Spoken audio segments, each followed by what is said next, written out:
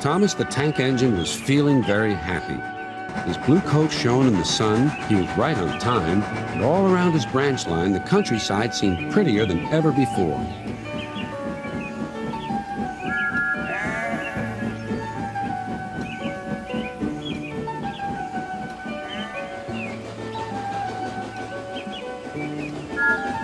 Beep, beep. Good morning, Percy, he whistled. My branch is the pride of the line, wouldn't you agree? Yes, Thomas, of course, but what, Percy? Out with it. Well, there is another engine with a famous branch line, too. Who? Where? His name's Stepney. He's far away, but Sir Topham Hatt says he may visit us. When? Oh, someday. And Percy hurried away.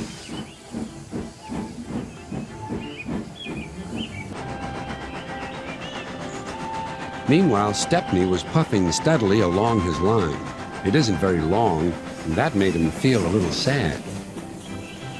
Later, he saw Rusty. The little diesel had helped save Stepney from scrap. Everyone's been so kind. But my railway is so short, and I do miss a good long run. I think you should tell Driver, too, replied Rusty. I'm sure he'll understand. Stepney soon discovered that indeed he did. You know, Stepney, I feel just the same way. That evening he had exciting news. Guess what, Stepney? Sir Topham Hatt has invited us to visit the other engines on his railway.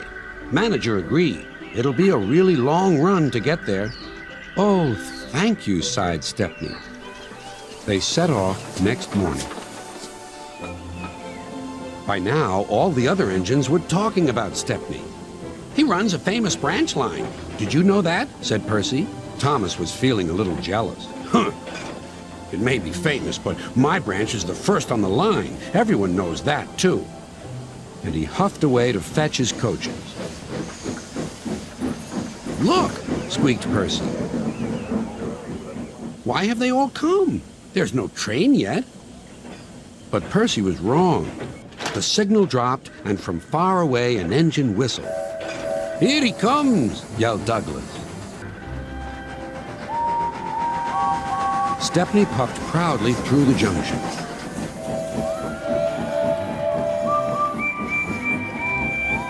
I hope you'll meet Thomas, too, said Edward.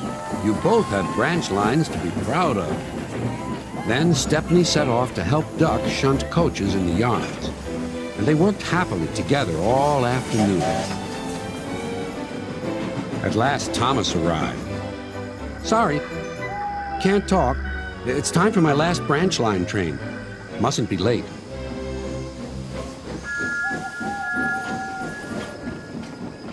He was hardly out of sight when the engines heard shouting at the station.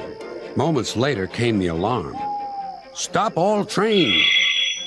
The signalman answered the telephone. A special, is it? I see. Thomas was impatient. Why are we waiting? My passengers are being delayed. Sorry, Thomas, said his driver. We're being shunted to allow another train to pass. Soon they heard an unfamiliar puffing sound. There was Stepney with his headlamp swaying and whistle blowing. He gathered speed and disappeared.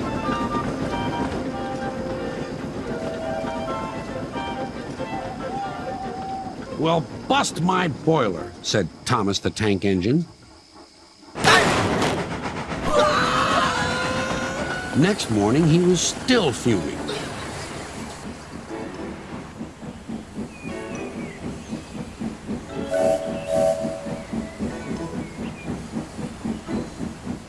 Shunted, and on my own branch, too. It's a disgrace.